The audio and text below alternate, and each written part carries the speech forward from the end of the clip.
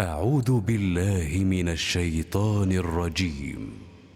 ولو أن لكل نفس ظلمت ما في الأرض لافتدت به وأسروا الندامة لما رأوا العذاب وقضي بينهم بالقسط وهم لا يظلمون.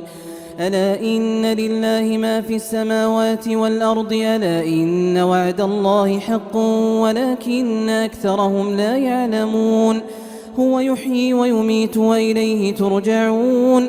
يا أيها الناس قد جاءتكم موعظة من ربكم وشفاء لما في الصدور وهدى ورحمة للمؤمنين. قل بفضل الله وبرحمته فبذلك فليفرحوا هو خير مما يجمعون. قل أرأيتم ما أنزل الله لكم من رزق فجعلتم منه حراما وحلالا قل الله أذن لكم أم على الله تفترون.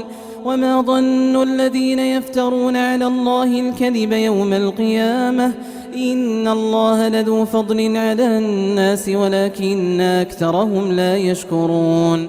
وما تكون في شأن وما تتلو منه من قرآن ولا تعملون من عمل إلا كنا عليكم شهودا إذ تفيضون فيه.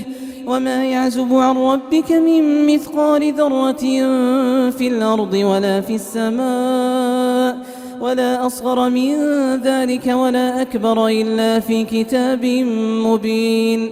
ألا إن أولياء